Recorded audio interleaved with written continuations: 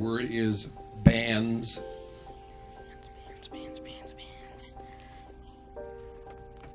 There's gotta be something I can think of. Rich was born in 1989 to Jim and Mary Libb. As a young man, he struggled to find his place. We lived a very normal life. I mean, very normal childhood. He was very book smart, kind of nerdy, inquisitive, always looking to learn. Here's me and Rich as young kids with our puppy Willie. He was the best. Holding a football, you don't see that often. He was not much of an athlete. I met Rich as a boy. After losing the 98 spelling bee, he was lost. He tried his luck at basketball just to figure out that he's absolutely useless. So before long, he was back in the dictionary, learning the most complex words there are. The kid from Davidson was starting to get noticed. From a nobody, his rise through spelling was meteoric. I've been spelling against Rich since I was a kid. The man's good. Poised. Alright, I'm starting over. Confident, relaxed. What I have so far is B-A-N-D. On stage, his presence was unmatched.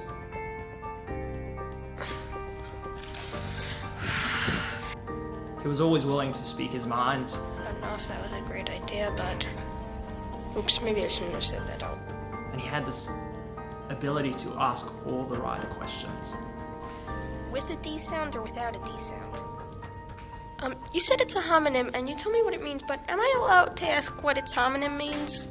I think if you saw Rich on the stage, you'd be so impressed. He took over the audience. He had such command. I mean, it was encapsulating. Everybody talked about it. By the time Rich got to college, he'd already established himself as the world's best speller. And it was clear as daylight to me that he was just in a league of his own. He was all universe, all planet, the best of the best.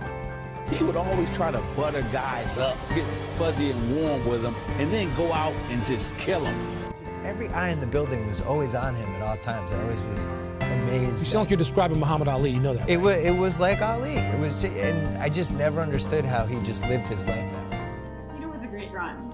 But I think the words just consumed him. That was all Rich wanted to talk about. That's all that he cared about.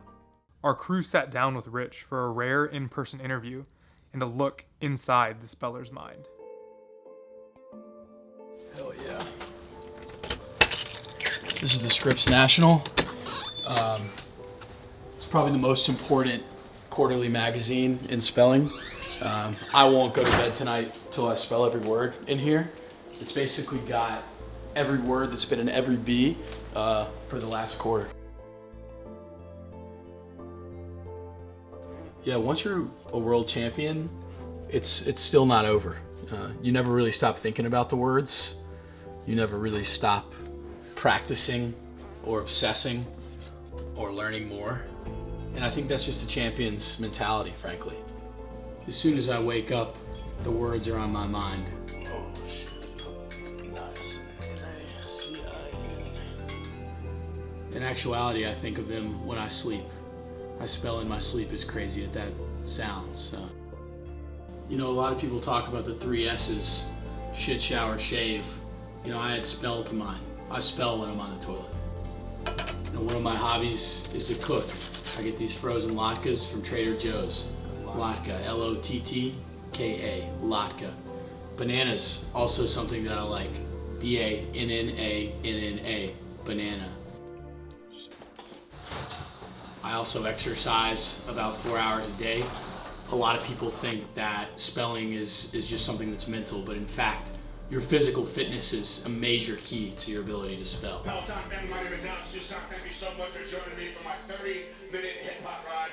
First time it's out there, most importantly, welcome to our family. I am honored and thankful to have you here with us today. What is it that drives you to be a speller and compete at the highest level of the spelling bee competition? So this goes back to my grandmother, Mimi, who was an elite speller, but because she was a woman, she was not given an opportunity to enter major contests. And sorry, I get a little bit emotional thinking about this. I just know that I make her proud when I win these contests. And so I just do it for her. Let's talk about where you think you rank in terms of the world's greatest athletes. When it comes to stacking up against the greats, I put myself in the same sentence as Bo Jackson, Steph Curry, Mike Phelps, Vince Carter. I'll go through why. Bo Jackson had that sub 4.2 40 time, just raw. Like I'm fast. He's faster. Then there's Bo Jackson. That's me, natural athlete. Vince Carter with the bounce. Vince Carter with his first stop. Let's go home. Let's go home. Again, just my upside is incredible. Steph Curry, I mentioned because of just the practice he put in to become that good of a shooter. Sort of reminds me of my diligence. You don't listen to what anybody says you can't do. And then Phelps, just how smooth he is. It's just effortless. He's gonna catch him. He gets it done again. He did it. Which is sort of the way I've been told I spell. A great example of what makes me different is just looking at you, right? Phong Nguyen is your name. Most people would spell your name F-O-N-G-W-I-N, right? But they're not me. What I know is that you're Vietnamese. So I would spell your name P-H-O-N-G, Phong Nguyen, N-G-U-Y-E-N, Nguyen, Phong Nguyen. Walk me through last year, 2019, the final round of the Fuqua Sectional Olympics. What was going through your mind? Love to. It gives me chills going back to that day. So my section was in second place in the Section Olympics. And what we needed to win it all was for me to win the spelling bee. So we walk into Janine, packed out, very loud, crazy and the millions atmosphere. watching around the world. Ladies and gentlemen, let's get ready to rumble! I'm up there on stage with the best spellers at Fuqua. You got Allison Maddox, taught English at Durham Academy. You got Michael Dent, worked for Burger King corporate. Had some big dogs up there, for lack of a better word. I knew I'd see Rich up there. It came down to the three Titans, me, Sam, and Rich. Sam gets up there, spells his word right. Rich, right after him, nails it. I get Esmond shade, and I choked. I was out, walked away with this bronze medal.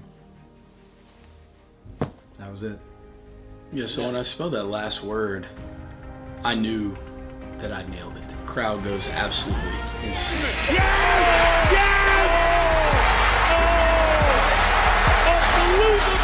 I'm up there so hype, I hoist the trophy over my head, which felt so good, man. I immediately thought of Mimi.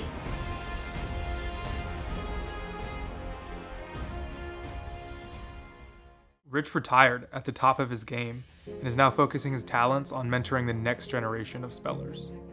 I think the first thing you have to do is understand the magnitude of the moment. This is the most important thing you're going to do all year. Having a chance to compete to win Section Olympics, not only is it going to be the most important thing you do this year, it might be the most important thing you ever do in your life. So to take that Section Olympic trophy home and to hoist that with your team, there's nothing more important you can do in your life. Sam Baker, runner-up of the 2019 Fuqua Invitational, declined to be interviewed for this documentary.